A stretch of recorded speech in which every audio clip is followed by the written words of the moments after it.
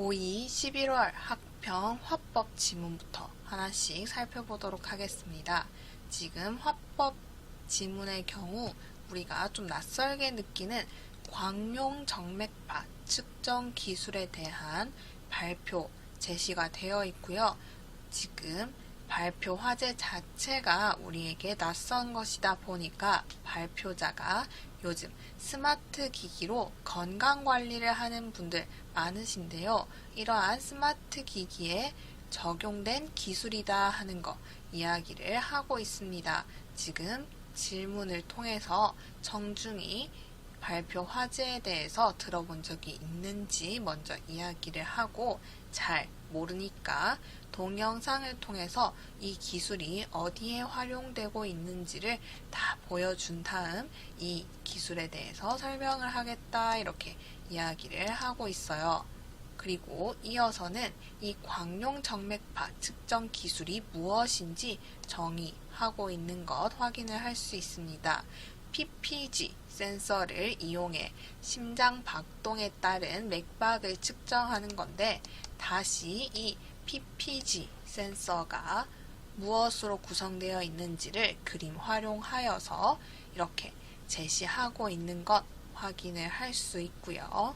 작동 원리에 대해서 설명을 하기 위해서 청중들과 공유하고 있는 경험, 수업 시간에 배웠던 빛의 특성에 대해서 알고 있는지 먼저 질문을 한 다음에 이 내용에 대해서 그림을 활용해서 다시 한 번 더 언급을 해주고 이 중에서 흡수되고 반사되는 빛을 활용하여서 맥박을 측정하는 것이다 원리 제시하는 것 확인을 할 수가 있습니다.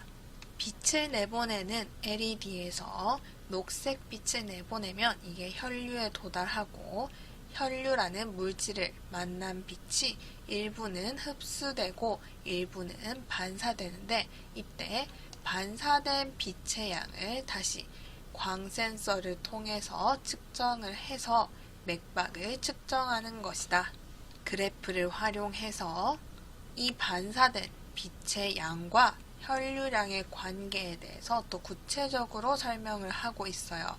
피가 많이 흐르면 빛의 흡수량도 늘어나서 상대적으로 반사되는 빛이 적어진다.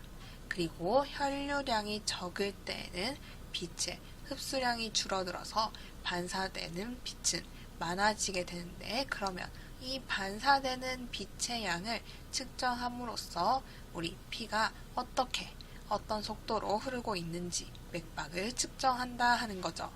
그 다음 이와 관련해서 또 청중이 궁금해할 수 있는 점을 질문을 통해서 한번 언급을 하고 스스로 답하는 자문자답, 문답법 활용해서 내용 전개하는 거 확인을 할 수 있고요. 두 번째 단락에서 그림 3개 활용하고 있는데 마지막 그림 색상환을 활용하여 붉은색과 보색 관계에 있는 녹색 빛을 사용하면 상대적으로 이 혈류량에 따라서 흡수되는 빛이 더 많기 때문에 좀 더 잘 측정할 수 있다 하는 거 이야기를 하고 있습니다. 그리고 마지막 단락에서는 이 광용 정맥파 측정 기술이 의료 분야 이외에도 예술 분야에 활용되고 있으며 앞으로 더 많이 사용될 전망이다 이야기를 하면서 활용 분야와 전망 밝히고 있고요. 또 추가적인 정보 개인 누리집에서 확인할 수 있다 이야기를 하며 마무리하고 있습니다. 그러면 문제 한번 같이 풀어볼게요. 2번 한번 보도록 하겠습니다. 다음을 바탕으로 위 발표가 진행되었다고 할 때 발표자가 사용한 발표 전략으로 적절한 것은 묻고 있고요.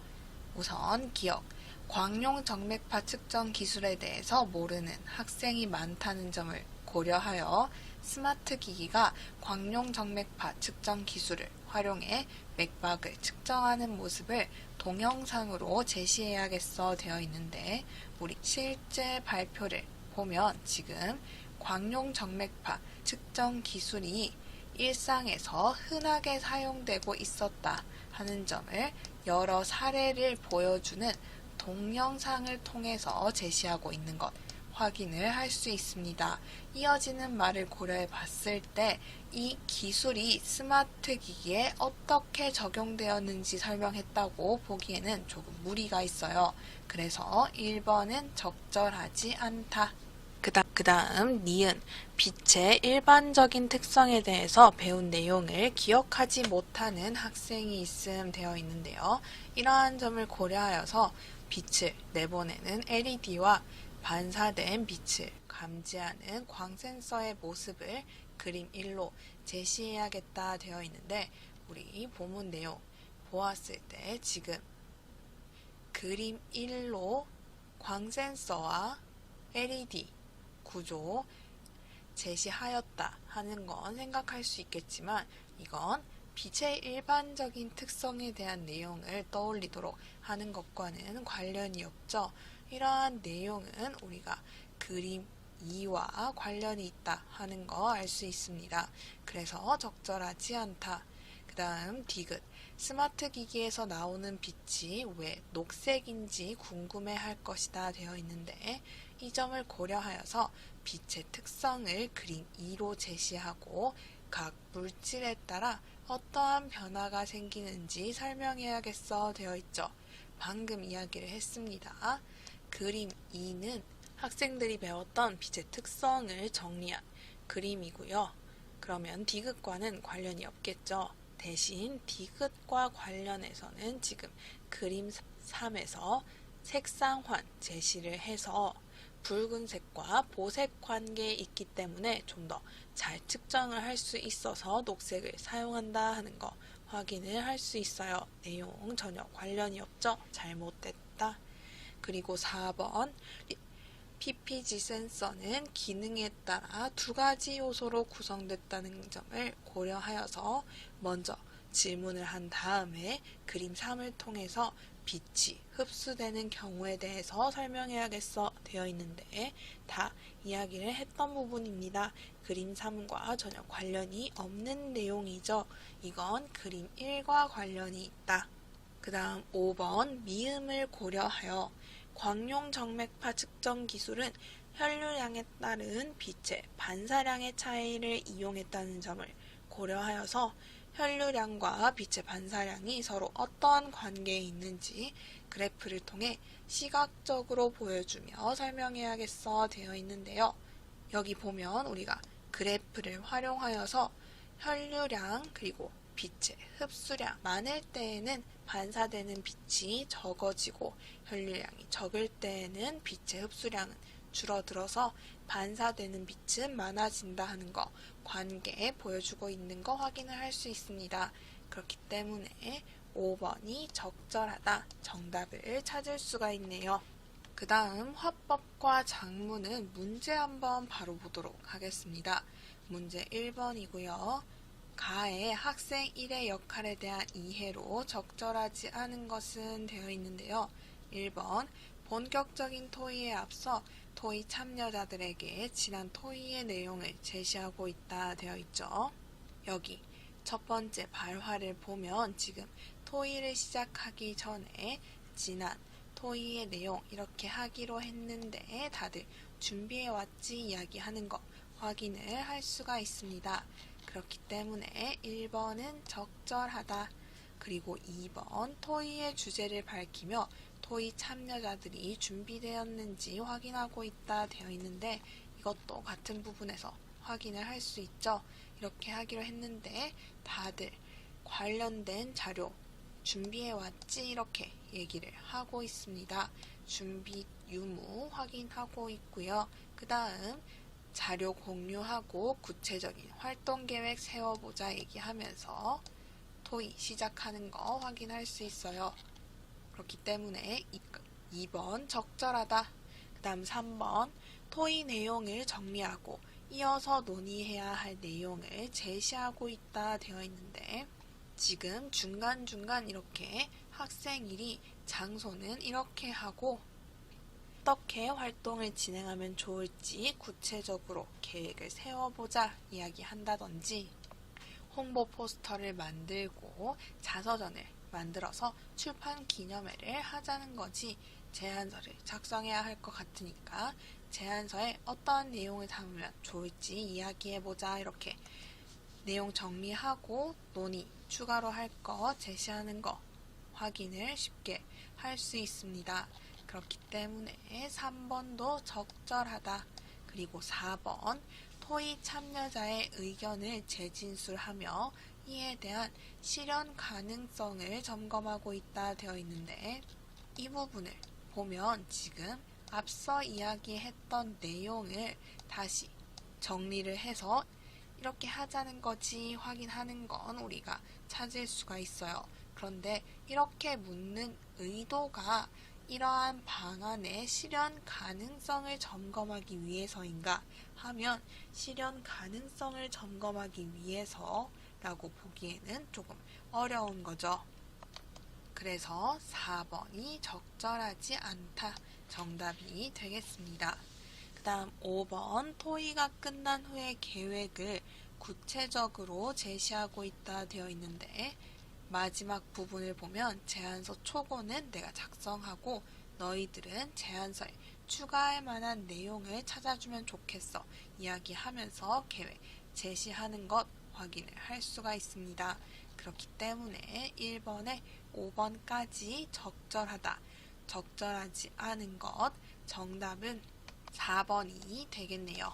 그리고 장문도 우리 문제로 바로 넘어가서 문제 2번 한번 풀어볼게요. 다음은 학생이 초고를 보완하기 위해 추가로 수집한 자료이다. 자료의 활용 방안으로 적절하지 않은 것은 묻고 있고요. 1번 자료 1-가를 활용하여 다른 영양소에 비해 칼슘이 결핍되었다는 것을 드러내야겠군 되어 있는데요. 지금 자료 1의 가를 보면 권장 섭취량 대비 나트륨은 많은 반면 과도하게 섭취하고 있는 반면 절 좀 부족하죠. 그리고 칼슘은 지금 세 영양소 중에서 권장 섭취량에 훨씬 미치지 못하는 정도로만 섭취하고 있는 것, 다시 말해 결핍되었다는 거 보여주고 있습니다. 그렇기 때문에 1번은 적절하다. 2번 자료 2를 활용하여 칼슘 부족 문제의 원인이 되는 식습관의 예시로 나트륨과 카페인을 많이 섭취하는 식습관을 제시해야겠군 되어 있는데요. 자료 2에 보면 지금 카페인을 과다하게 섭취하는 것, 그리고 나트륨 섭취량 높은 것 모두 칼슘 부족 심해지는 원인이 될 수 있다 하는 것 제시를 하고 있습니다. 카페인이 칼슘 흡수를 방해하고 나트륨은 칼슘 배출을 촉진하는데 이미 카페인과 나트륨이 과다하다. 그래서 칼슘 부족이 심해질 수 있다 얘기를 하는 거죠. 그러면 2번도 적절하다. 그리고 3번 자료 3을 활용하여 사회적 측면에서 청소년들에게 올바른 영양 정보를 제공하기 위해 식품 영양 정보 표기를 개정해야 한다는 내용을 추가해야겠군 되어 있는데요.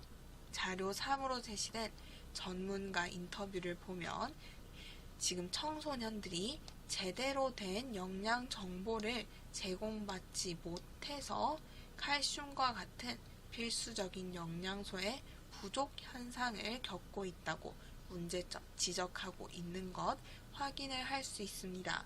그런데 그에 대한 해결 방안으로는 지금 올바른 영양 정보를 제공하는 어플리케이션 등을 활용하는 것이 좋다는 이야기 하고 있죠.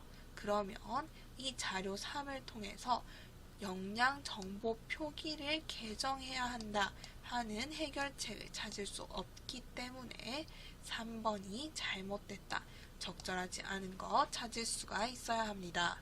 그 다음 4번 자료 1-나와 자료 2를 활용하여 학생들이 칼슘 결핍으로 인해 발생할 수 있는 문제에 대해서 잘 알지 못한 채 바람직하지 않은 식습관을 유지하고 있다는 것을 강조한다 되어 있는데요.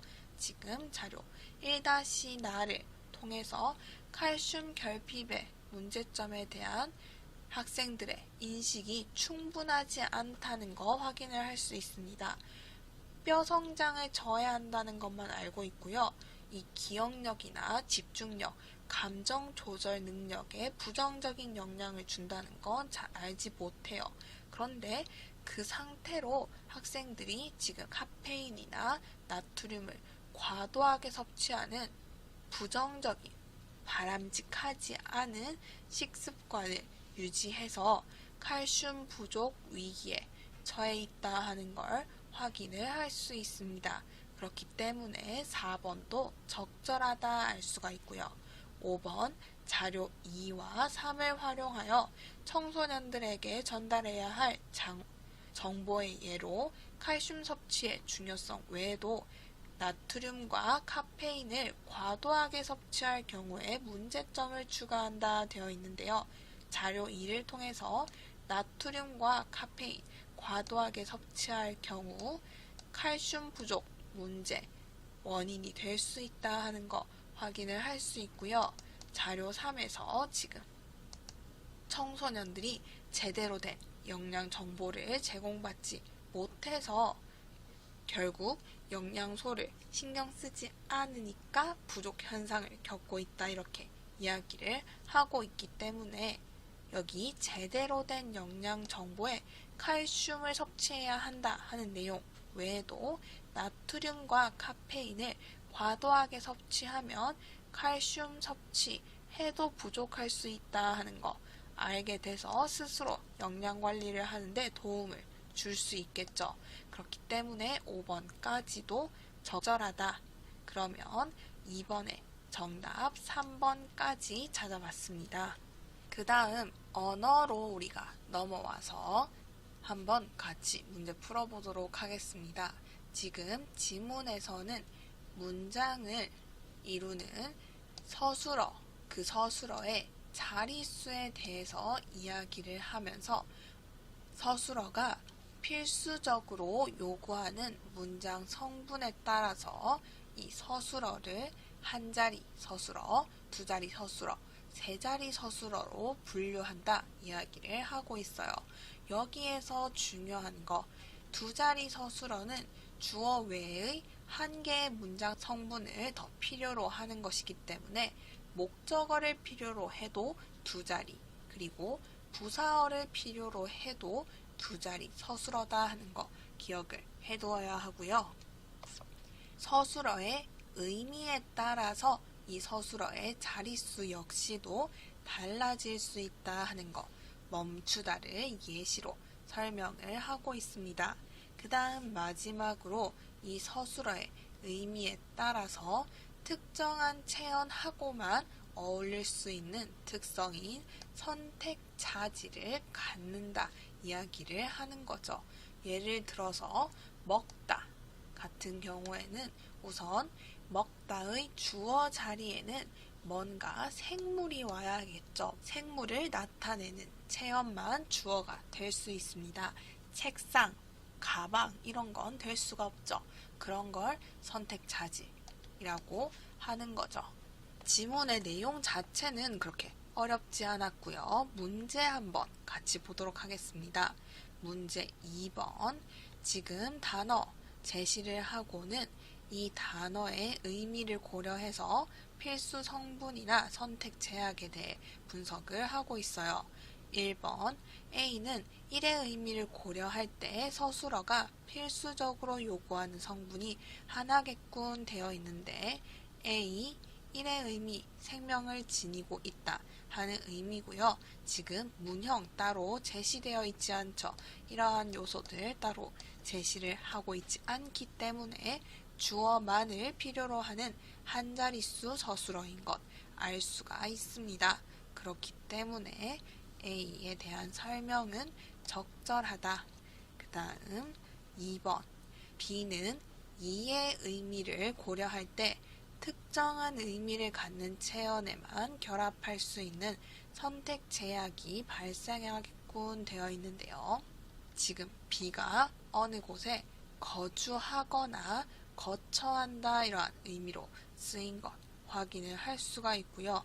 우리가 이 의미를 고려하였을 때 주어로 쓰일 수 있는 체어는 당연히 뭔가 생명이 있는 그러한 존재, 그리고 어떤 곳에 거주하거나 거처할 수 있는 인간을 의미하는 것, 인간을 가리키는 체언이어야 한다는 걸 짐작을 할 수가 있습니다.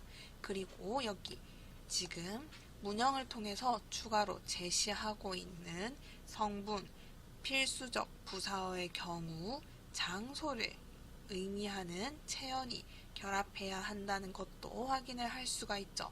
그렇기 때문에 주어와 부사어 모두 선택 제약을 가지고 있다는 거 알 수가 있습니다. 2번 적절하다. 그 다음 3번 B와 D는 주어 외에 부사어를 필수적으로 요구한다는 점에서 공통점이 있군 되어 있는데요. 지금 B 방금 봤죠? 주어 외에 부사어 요구를 하는 두 자릿수 서술어에 해당을 하고요. B의 예문 보면 역시 주어와 뭐뭐과 라는 성분 제시하고 있는 것 확인을 할 수 있습니다. 필수적 부사어를 요구하는 두 자릿수 서술어네요. 그렇기 때문에 3번도 적절하다. 그리고 4번 C와 D는 각각 3과 4의 의미를 고려할 때 주어로 올 수 있는 체언에 대해 동일한 선택 자질을 갖겠군 되어 있네요. C는 어떤 직분이나 신분의 생활을 하다 하는 의미이고 D는 어떤 사람과 결혼해서 함께 생활하다 하는 의미입니다. 그러면 3과 4 모두 지금 주어로 뭔가 사람을 나타내는 체언이 와야겠죠. 그렇기 때문에 4번도 적절하다 하는 거 확인을 할 수 있고요.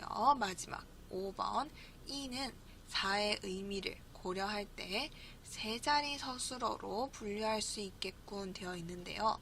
지금 1을 보았을 때 문형 지금 부사어만 요구하는 거 확인할 수 있고요. 또 이 부사어가 나타나지 않을 때도 있다는 것도 알 수 있습니다.